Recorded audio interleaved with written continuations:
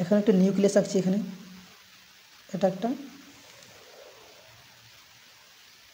Nucleus. এখন এই নিউক্লিয়াসে কি কি আছে সেটা আমরা দেখব। কি কি আছে না, অর্ধতরল মানে পুরোপুরি তরল নয়, মানে রসের মতো গাঢ় গাঢ় জলের মতো অংশকে কী বলা হয়, অর্ধতরল পদার্থ বলা হয়। এরকম অর্ধতরল পদার্থ আছে এই নিউক্লিয়াসের মধ্যে। আর কি কি আছে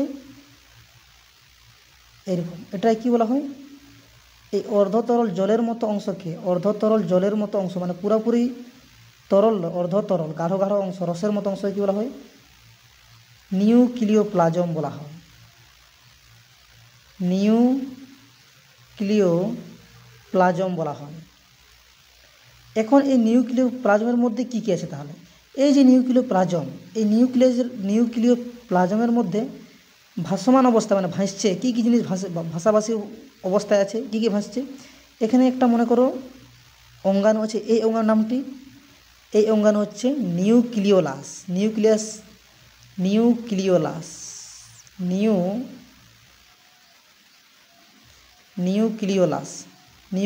আছে, নিউক্লিওলাস। এই নিউক্লিওলাস থেকে কী তৈরি হয় না, আরএনএ আর প্রোটিন তৈরি হয়। আরএনএ প্লাস প্রোটিন তৈরি হয়। তাহলে আরএনএ আর প্রোটিনটা কোথায় আছে, এই নিউক্লিওপ্লাজমের মধ্যে আছে। এটা নিউক্লিওপ্লাজম তো, এই নিউক্লিওপ্লাজমের মধ্যে আছে। আর কি কি আছে এই নিউক্লিওপ্লাজমে আছে ডিএনএ আছে,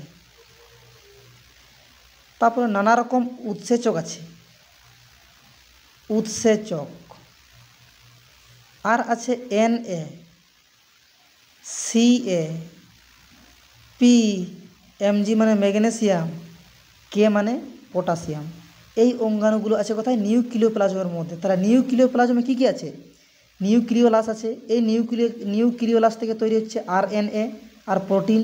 আরও আছে কি, ডিএনএ আছে, উৎসেচক আছে, এনএ আছে, সিএ আছে, পি আছে, এমজি, কে, এমজি মানে ম্যাগনেসিয়াম, কে মানে পটাশিয়াম, এগুলো আছে।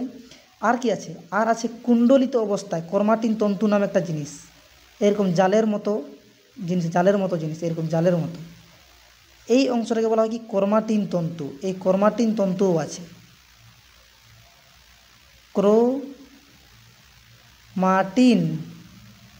ক্রোমাটিন তন্তু আছে। এখন এই ডিএনএ আর আরএনএ, এই ডিএনএ আরএনএ আর এই ক্রোমাটিন তন্তু যখন মিশে যায়, এই তিনটা জিনিস ডিএনএ, ক্রোমাটিন তন্তু আর আরএনএ, এই তিনটা জিনিস কি কি না, ডিএনএ, আরএনএ আর এই ক্রোমাটিন তন্তু যখন মিশে যায় তখন তৈরি হয় কি, তখন তৈরি হয় একটা ক্রোমোজোম। ক্রোমোজোমটা আমি এখানে আঁকছি, এরকম দেখতে ক্রোমোজোম তৈরি হয় এরকম। তাহলে বুঝতে পারলে ক্রোমোজোম কীভাবে তৈরি হচ্ছে না, নিউক্লিওপ্লাজমের মধ্যে আরএনএ ছিল, প্রোটিন ছিল, উৎসেচক ছিল, এনএ ছিল, সিএ ছিল, পি ছিল, এমজি ছিল, কে ছিল, ডিএনএ ছিল আর ক্রোমাটিন তন্তু ছিল। এখন এই ডিএনএ, আরএনএ আর এই ক্রোমাটিন তন্তু এই তিনটাকে মিশে ক্রোমোজোম তৈরি হলো। তাই তো আমরা বলি যে নিউক্লিয়াসের ভিতরে কি থাকে, ক্রোমোজোম থাকে। তার ক্রোমোজোমটা কী দিয়ে তৈরি হয়েছে না, ডিএনএ, আরএনএ আর ক্রোমাটিন তন্তু দিয়ে তৈরি হয়েছে। এখন যেটা রিডিং পড়ব বইয়ে যেটা আছে 2 নম্বর পয়েন্টে, নিউক্লিওলাস মানে এর কথা বলছে। এখন কী বলছে, নিউক্লিওলাস এটি নিউক্লিয়াসের মধ্যে আছে ঘন গোলাকার অংশ বিশেষ। নিউক্লিওলাসের 4টি অংশ, এটার 4টি অংশ। এটা জানার কোনো দরকার নেই ডিটেলসে, মুখস্থ করে রাখতে হবে। নিউক্লিয়াস 4টি অংশ কী কী না, অনিয়তাকার অঞ্চল, দানাদার অঞ্চল, সূত্রাকার অঞ্চল এবং ক্রোমাটিন অঞ্চল। তারপরে বলছে নিউক্লিয়াস ক্রোমোজোমাল আরএনএ ও প্রোটিন সংশ্লেষের প্রধান স্থান। তাহলে এই নিউক্লিওলাসতে কী কী সংশ্লেষ হচ্ছে বা জন্ম হচ্ছে, আরএনএ আর প্রোটিন। তাই এখানে লেখা আছে নিউক্লিওলাস রাইবোজোমাল আরএনএ ও প্রোটিন সংশ্লেষের প্রধান স্থান। তারপরে বলছে নিউক্লিওপ্লাজম নিয়ে পড়ব। নিউক্লিওপ্লাজম পয়েন্টটা দেখো, নিউক্লিওপ্লাজম কী লেখা আছে, নিউক্লিয় পর্দা মানে এই যে নিউক্লিয় পর্দা দুটো ছিল, অন্তঃস্থ পর্দা আর বহিস্থ পর্দা। নিউক্লিয় পর্দা এবং নিউক্লিওলাস, নিউক্লিয় পর্দা এবং নিউক্লিওলাস, নিউক্লিয় পর্দা এবং নিউক্লিওলাসের অন্তর্বর্তী স্থানে মানে মাঝের স্থানে যে স্বচ্ছ অর্ধতরল, অর্ধতরল মানে পুরোপুরি তরল নয় এই অংশটা যেটা নিউক্লিয় প্লাজমটা, অর্ধতরল কলোয়েডীয় পদার্থ থাকতে নিউক্লিয় প্লাজম বলা হয়। নিউক্লিয় প্লাজম কোনটা? নিউক্লিয় প্লাজম হচ্ছে যেটা হচ্ছে নিউক্লিওলাস আর নিউক্লিয় পর্দার মাঝে যে জায়গা যে অংশটা আছে এইগুলো, এই জলের মতো রসের মতো যেটা আছে এই দাগ করেছে এই যে এগুলো, এই যে এটাকে হচ্ছে নিউক্লিয় প্লাজম, সেটাই বলতে চেয়েছে। তারপরে বলছে এই নিউক্লিয় রসের মধ্যে ক্রোমাটিন জালক থাকে, এটা ক্রোমাটিন জালক। নিউক্লিওলাস ভাসমান অবস্থায় থাকে, নিউক্লিওলাস ভাসমান অবস্থায় আছে মানে ভাসছে এই জলের মধ্যে অর্ধতরল পদার্থের মধ্যে।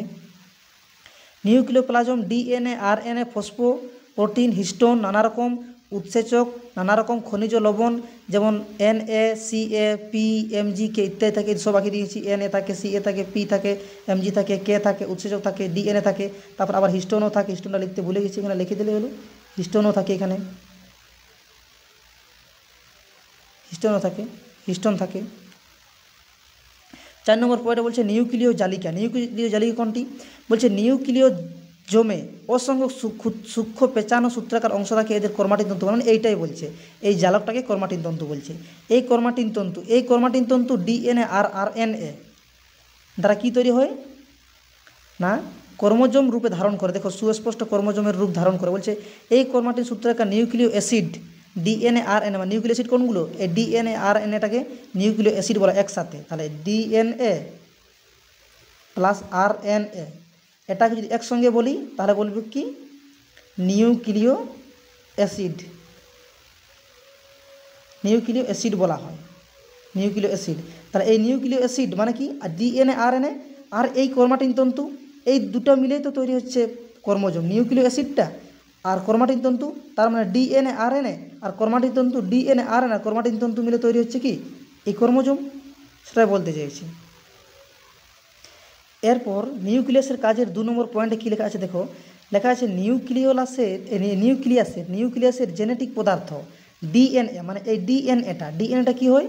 ডিএনএ কোষ থেকে কোষে এবং জীব থেকে জীবে বংশগত বৈশিষ্ট্যবলী বহন করে। তার মানে কি দেখো এই ডিএনএটা কোথায় আছে? এখন ক্রোমোজোমের মধ্যে আছে। তাহলে এই ক্রোমোজোমটা বাবার থেকে ছেলের কাছে চলে যায়। যখন ছেলের জন্ম হয় ছোটো ছেলের, তখন এই ডিএনএটা চলে যায় কার কাছে? ছোটো ছেলের কাছে চলে যায়, মানে এইটা ভাগ হয়ে ছোটো ছেলের কাছে চলে যায়। তাই এখানে বলে আছে কি বংশগত বৈশিষ্ট্য, মানে বংশর পর বংশ এটা চলে যায়। এই ডিএনএটা পিতা থেকে পুত্র থেকে তার ছেলে, মানে এই পিতার নাতনির কাছে চলে যেতে পারে এই ডিএনএটা।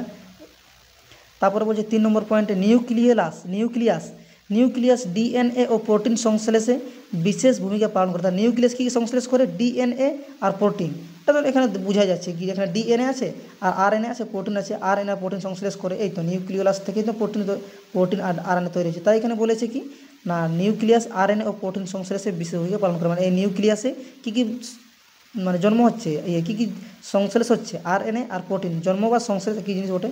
আরএনএ আর প্রোটিনের সংশ্লেষ হচ্ছে। তাই এখানে লেখা আছে কি না নিউক্লিয়াস আরএনএ ও প্রোটিন সংশ্লেষে বিশেষ ভূমিকা পালন করে।